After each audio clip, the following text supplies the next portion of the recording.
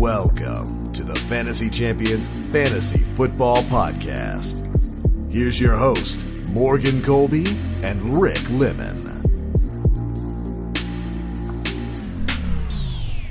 What's going on, friends?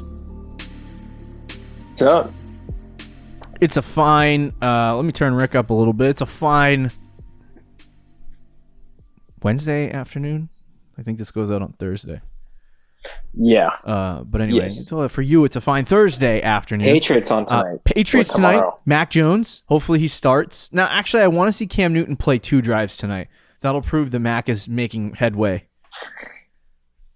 Even the Eagles, Jalen Hurts is playing. Devontae Smith might play. I don't know. Has he played yet? No, he didn't play first preseason. He's hurt. Oh, But of course he is. Oh yeah, not- it's that ankle injury. He's Yeah, like a it's twig, not. dude. His leg's gonna snap in half. Honestly, have you seen him? He looks smaller than he did in college. That's not good. It's not reassuring, is it? But anyway, welcome to the Fantasy Champions Fantasy Football Podcast. My name's Morgan Colby. I got Rick Lemon over there. And we got some interesting stuff to get to today. As the episode name listed, Riskiest Quarterbacks was what we got on the docket for this afternoon. We are going to break down riskiest quarterbacks, and I think this is in the top 15 because the quarterback position not really that unless you're in like a 20-team league Or super flex. or in a super flex. Quarterbacks who are like 26, 27. Top 24 quarterbacks really aren't a thing. Like Taysom Hill is risky. Yeah, maybe a smidge. To be honest with you, completely undrafted. If there was an undrafted quarterback that will get lit this year, it's Jameis Winston. I'm all on that train. Choo choo. That's fair. Unless Taysom starts, which right now it looks like he's going to. That would maybe... I was thinking about that. Complete side note before we start any of this. Jameis Winston's literally younger than Taysom Hill. Yeah. What are they doing? This is not even a hard decision. Taysom can't throw the football. No. Sean Payton groomed Taysom Hill. Oh, okay. That's his guy. All right. He groomed the tight end. Yeah, I don't understand it either. That's like the Arthur argument- Smith. Arthur Smith, he mentioned the other day that he was grooming Kyle Pitts to be Matt Ryan's replacement. Kyle Pitts. What? That's the equivalent. Taysom Hill's basically a tight end. Right. Oh, I see. Come on. Put it together, Rick. Sorry. Taysom. I heard arguments. It's like, oh, well, he might protect the ball more. Mm-hmm. You know what their numbers are in training camp? Some beat reporter for the Saints. Because I was looked up an article. He's been tracking their stats in training camp, and Taysom Hill has like 4 touchdowns and 6 interceptions in training camp so far. What? Compared to Jameis Winston, who has like 4 or 5 touchdowns and only 1 interception. And they want to start Taysom? And Taysom right now, by all means, is going to start week 1. So Sean Payton literally looked at that in practice and said, Taysom's the starter. I guess so. Yikes. Yeah, beats me. Anyway, we're going to talk about the riskiest quarterbacks in fantasy football today.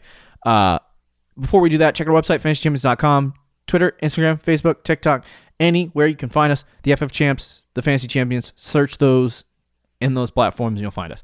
If you're listening on Apple Podcast, Spotify, Stitcher, or YouTube, be sure to subscribe to the podcast and then leave a review and share this podcast with your friends. Literally, open up your phone right now, copy the link to the podcast, and text it to every single member of your league.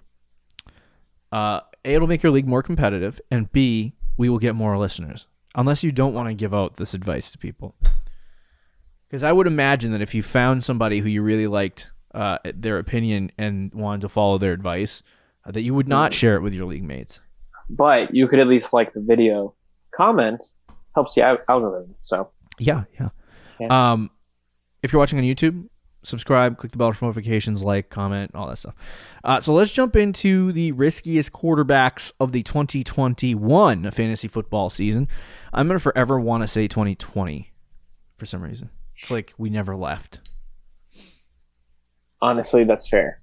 I remember at the beginning of the year, I was like, why are you saying 2021? It's 2020. You fought me on it. I was like, what? I think that's my first sign of starting to become old. or you just never left 2020. Yeah.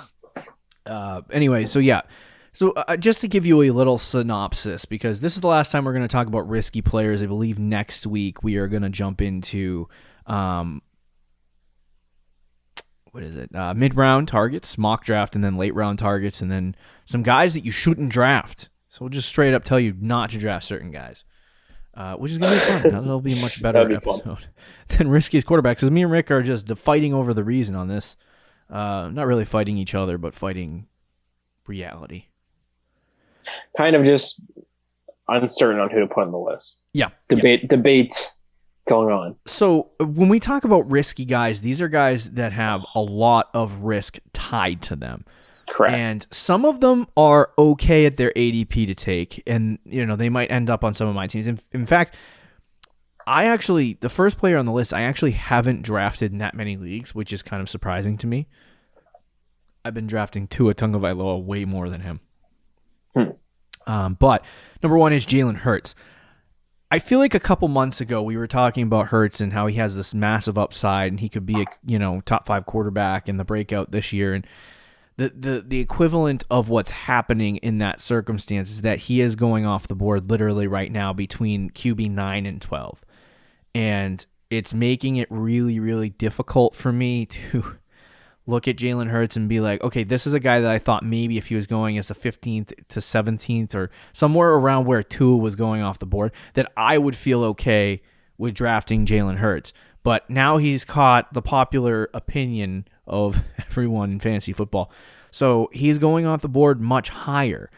Ninth round is not a bad area to take him. No. It really isn't. But I've been seeing him go in the 8th round in some drafts. And it is starting to get a little bit ridiculous, in my opinion. So I think for me, there's a lot of risk tied to him. I think his ADP is just way too high. I think he has an ADP that is absolutely through the roof, and it makes him way. I don't want to say, because I think he's playing at his not his floor, but if he could just draft it as QB 12 in your league, I think there's a good shot he finishes there if he starts the whole season. I can't believe I'm even saying if he starts the whole season. Did you hear this thing, Rick, about earlier this week where they were saying that the coach, Nick Sirianni, has not named him the starter for week 1? I did not hear that. Don't believe it, and I think he's going to be the starter, but does that lead? Everything you've heard is good about Jalen Hurts. I know. I mean, he did throw 2 picks against Pat's D the other day, so that's nice. Patriots defense is pretty good though, but it feels like the people that dislike Hurts the most is like the Eagles front office and coaching staff. It's not even the Twitter people; it's just the Eagles front office. It's like, yeah, I mean, he was involved in the Deshaun Watson rumors. It feels like they would trade him to get Watson, which is fine if Watson is innocent and everything ends up coming back because he was a Pro Bowl quarterback. But can you call up the Texans real fast? Yeah, we want Deshaun. Who are you going to trade? Jalen? Why? We hate him. Yeah, I think that's probably... We want the guy who sexually assaults women. I think that's probably an accurate quote from the Eagles front office. Seriously. I'm like, just stick with Jalen Hurts. What do you got to lose? No, and like all the stuff... like you still have 2 first-round picks. Right, exactly. They traded down the draft for that reason originally. There's been some good things in the offseason with him, making sure receivers and him are on the same page. He's been quizzing the receivers. There's been rumors that people in the locker room are really starting to think he's the true leader of the team and the franchise quarterback and everything. The locker room loves him. It's just, do the coaches and front office like them and the Eagles staff? I don't know.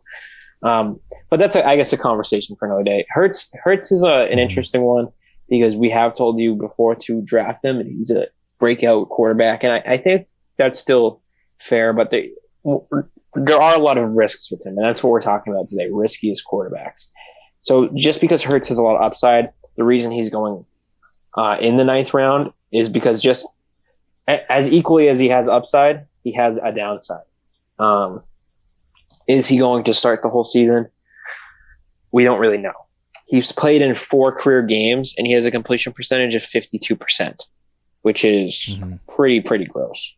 In order for him to take that next step, we're kind of assuming that he's going to be able to throw the ball better this year. And I think he can, but that's a really risky take because people said the same thing about Drew Lock last year. And now look at how we view Drew Lock now. It's a lot different. Now Hurts does have the rushing upside, so at least he'll be decent no matter what.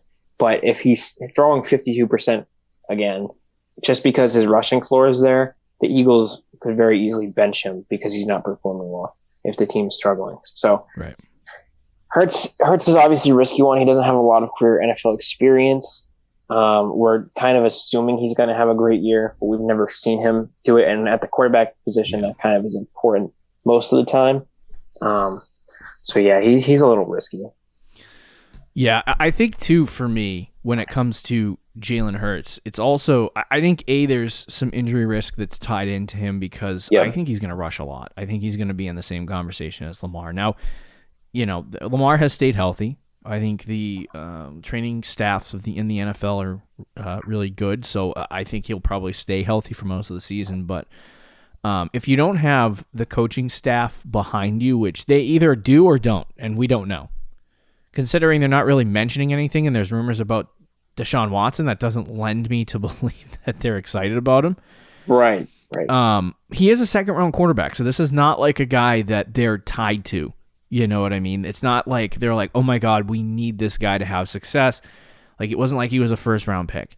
And I think they're in the mindset that they either trade those 2 first-round picks to get Deshaun Watson, excuse me, or if Jalen Hurts blows this year, they use the 2 first-round picks next year, or at least one of them, to draft a quarterback. But I think there's a lot of, for me, there's a lot of conversation surrounding the Eagles, and a lot of people are like, oh my God, the Eagles offense is good. You have Miles Sanders and some good running backs in the backfield, and you got Devonta Smith coming in. You have, Jalen Reagor on the outside, and you have Zach Ertz and Dallas Goedert, and the offensive weapons are good, and the offensive line's okay. And they have Jalen Hurts who's going to rush the ball. The field, this offense is going to be really good. And I'm like, what lends us to believe that this offense is going to be really good this year? Right. Right. I don't understand. This offense was not good last year, even when they had Jalen Hurts. It wasn't efficient. It wasn't productive. Hurts was good because they had some he trash rushed. time points, but and that you brought up the comparison about Drew Lock and Jalen Hurts. Literally, the only reason why I like Jalen Hurts over our talks about Drew Lock last year is because he can rush. Yeah, about it. Yeah.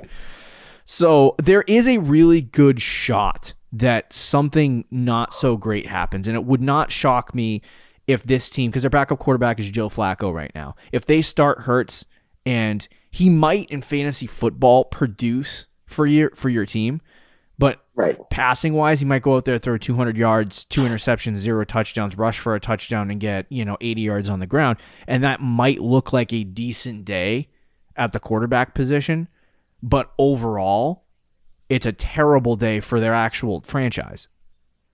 And so I think if that starts happening with Hurts, he might look good fantasy-wise for a couple weeks, and then they go, this guy just isn't it, and they switch to Joe Flacco, which I don't know if that's a great franchise move for them. No, that would be very dumb, but something the Eagles could do. But something the Eagles could do, and if that does happen, then you drafted a quarterback in the 8th, 9th round who's now sitting on the bench. And so I think there's massive risk that goes along with Hurts. And it does concern me that he is in the position that he is. If the team came out and said, I'm going to pound the sand for, well, not sand, that's terrible phrasing, but I'm going to pound the table for Jalen Hurts and be like, this guy is our guy. They didn't draft a quarterback even though they were rumored to. They didn't trade for Deshaun Watson even though they were rumored to. They stuck with Jalen Hurts. This is our guy. We're going to go with him. I would at least like that coaching staff to walk out and say Jalen Hurts is our guy. Exactly. Yeah. I mean, that's fair. The coaching staff has not really expressed confidence in him. Yeah. And I'm not telling people they shouldn't draft Jalen Hurts because, again, a few weeks ago we were saying he's a breakout quarterback, which I think is very possible. It's just that he's risky because he has so much upside, but also so much downside. Like he's one of those guys that could really go either way. He could either be great or he could be bad. There's not really a great middle ground with him.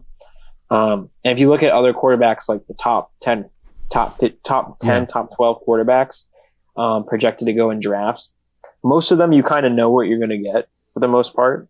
Mm-hmm. They're like most of these guys are veteran guys that you have an idea, but Hurts is by far the biggest wild card. Right. It's interesting that we have him both. I'm trying to find our original show notes. Did we really have him on the breakout show? I think we did. I just don't know when that freaking show happened. So I could be wrong, but he was at least discussed by us as a potential breakout. I'm trying to. I don't know if he was necessarily on a breakout show. I guess August 11th never happened. Oh, I never changed the. Hold on a second. I never changed the actual date on the show notes. So our quarterback breakouts, Jalen Hurts was one of them. Yeah. So, yeah, I mean, like I said, I think there is a lot out of our breakout, and this is, we lend to fantasy football being like a sport where you take risks that sometimes pay off and sometimes don't, but the type of risks that you take are more important. Like, you don't want to take blind, unsubstantiated risks and just take guys to take them. Like, you know what I mean? Like I want to with David Montgomery in the second round. Right. Like you don't just draft him in the second round because you want to. You have to take calculated understanding risks. And so for Jalen Hurts, like if you can get him in the 9th, 10th round, I think that's a good value. And I think, he'll end up being a really good wide quarterback at that point. But he does carry a lot of risk. And so it's up to you to decide whether or not you want to take that massive risk or you want to go with it. Because like I said, he hasn't really been drafted by me on a lot of teams. Like I'm not running out there and starting to draft him. And maybe we revise the breakout quarterback list. Maybe we change that. A bunch of people just drafted Jalen Hurts anyway because we told them to, and then we're telling them don't draft him.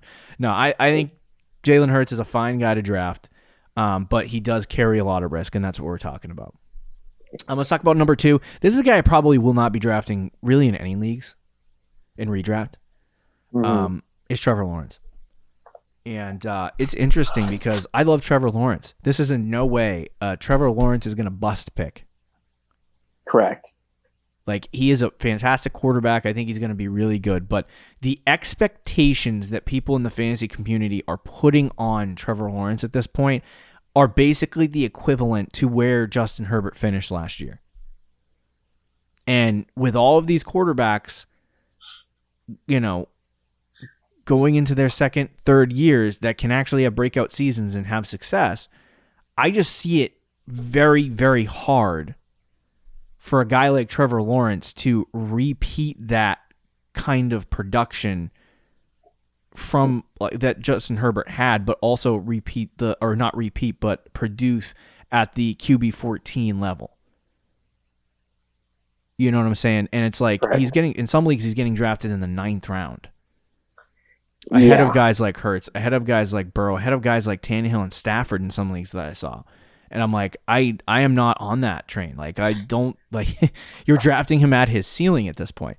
And so the risks for me are, obviously his ADP is ridiculously high. And that comes with, me and Rick have talked about this on the pod, but we talked about it before the show on Tuesday, where we were basically like just going through all of these people this year that are just freaking out. They're absolutely freaking out about this draft class.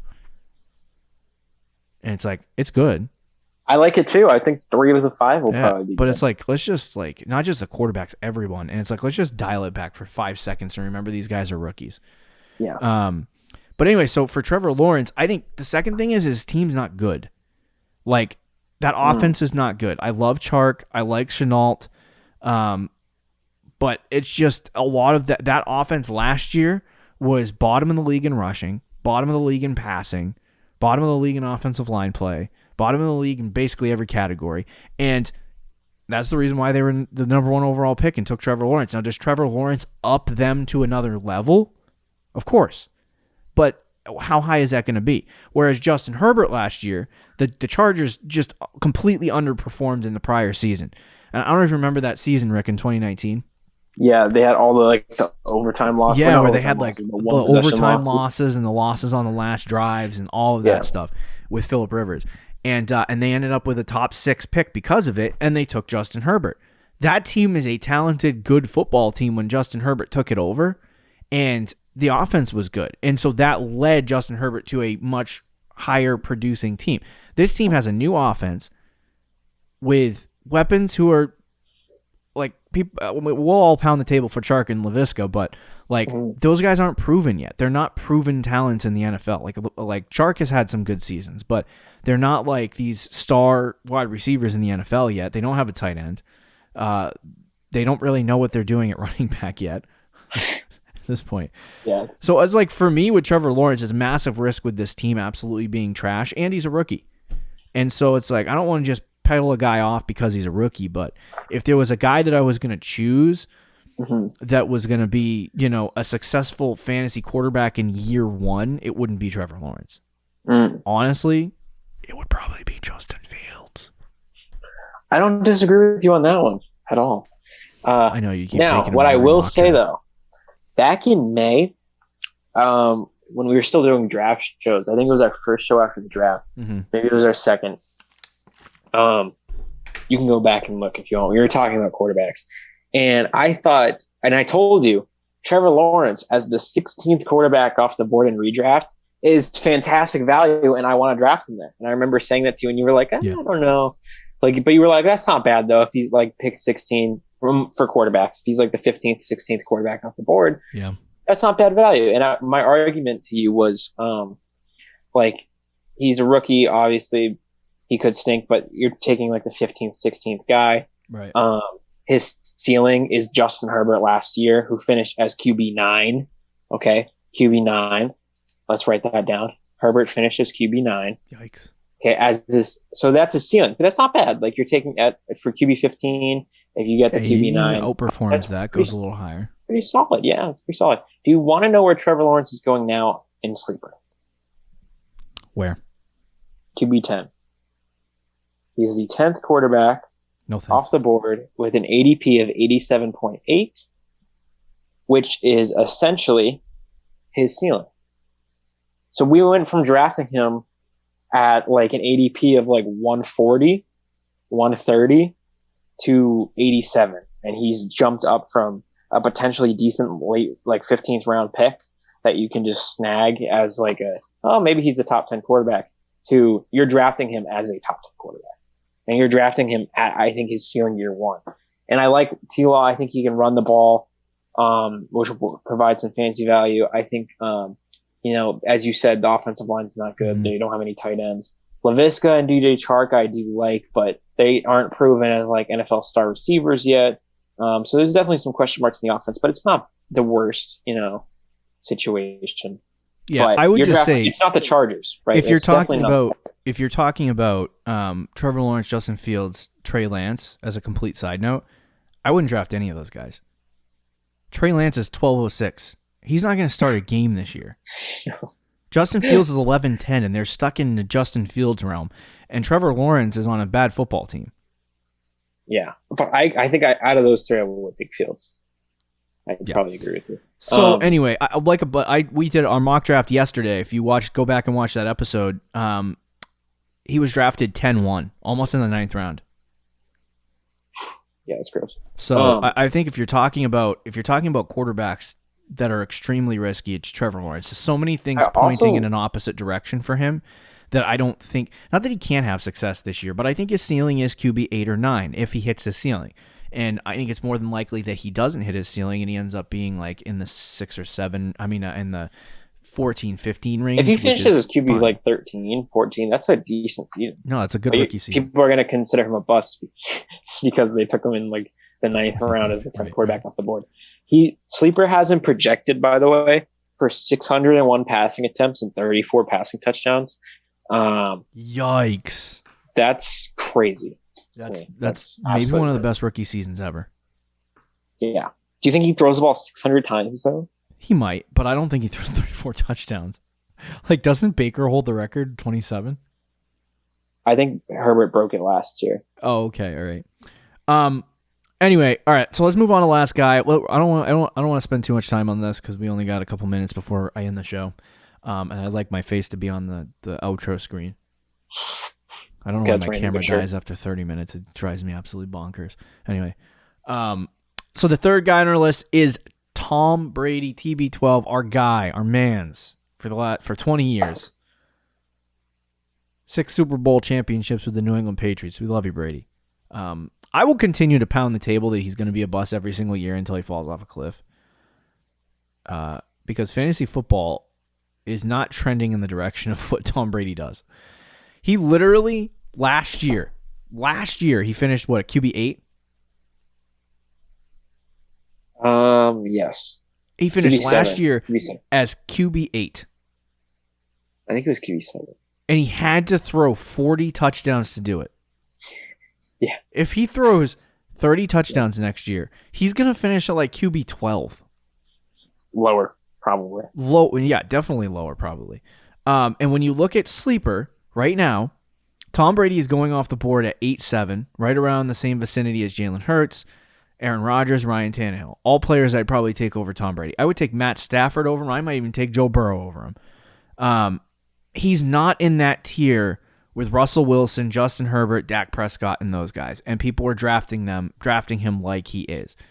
In an average on fantasypros.com, the average ADP for him is the 9th quarterback off the board. I don't think Brady's going to return that value. He would literally have to throw 35 plus touchdowns next year to do it. And I know a lot of people love Brady, but he is 44, 43? Mm-hmm. He's a 43-year-old quarterback. 44. He's 44 years old, and he came off one of the best seasons. He doesn't have anything left to prove. I don't really know why he's still playing at this point. Get a dynasty with another team? I don't know. But I don't think that Brady's going to throw 40-plus touchdowns again. I don't think he's going to throw 35-plus touchdowns again. He'll probably throw 30. But even at that, I don't know that it's going to be enough fantasy-wise, especially with all these new quarterbacks in new situations like Matt Stafford and Jalen Hurts with his rushing ability, and Ryan Tannehill and Joe Burrow even, and you talk about new guys like Trevor Lawrence, Justin Fields. Like, there's so many guys that could just jump over him. It's like it makes it easy. So I would say don't draft Tom Brady this year and avoid that risk.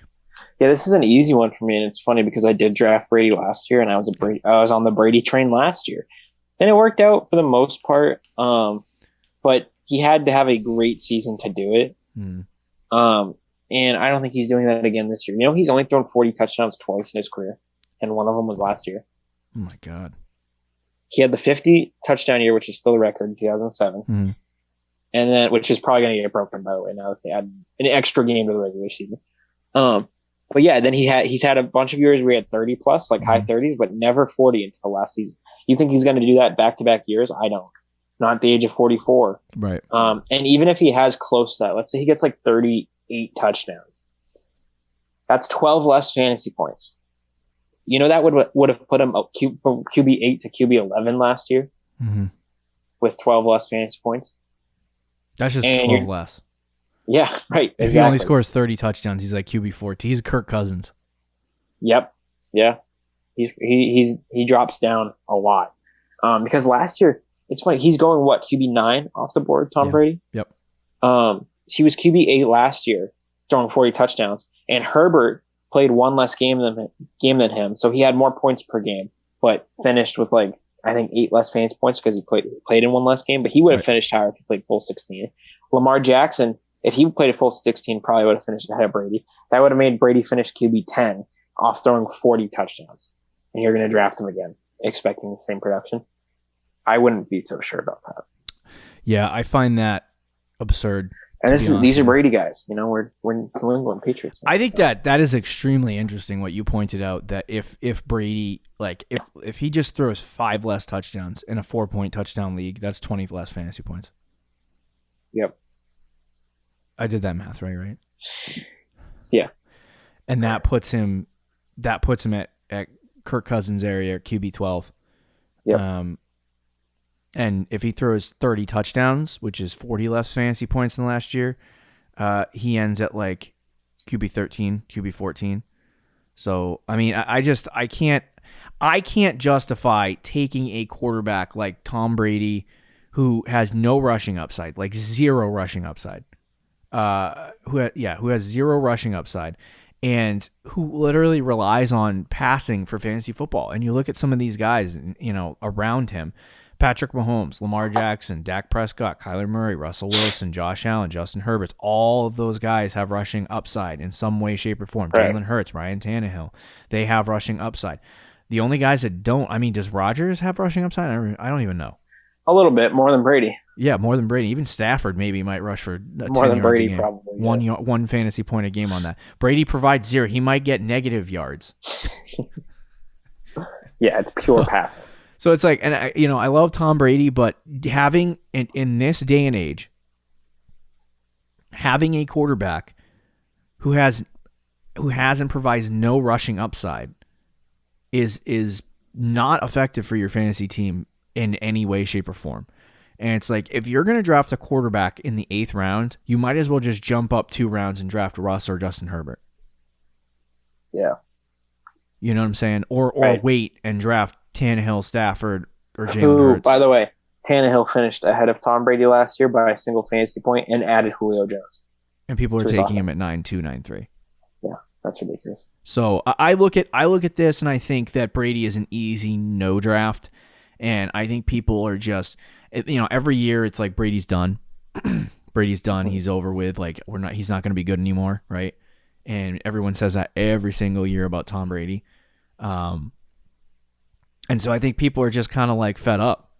They're like, oh well, I keep getting told Brady's not going to be good, and then he's good. So why don't I just take him? Right. It's like, no, that's not how it works, friends.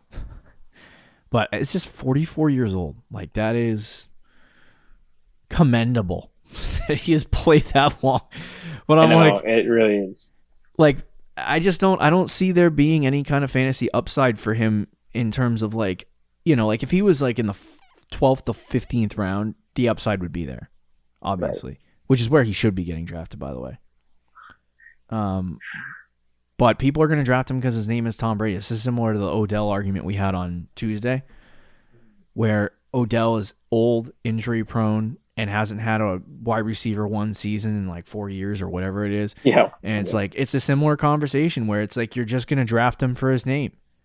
Yeah. And it's like, I love Tom Brady, I love Odell Beckham Jr., but don't draft for names. You have to draft for production if you want to win your leagues. And so if you're running out and drafting Tom Brady because you think he's going to be good this year in the 8th round, like, that's horrible decision-making, in my opinion. Yeah. So, anyway, there you go.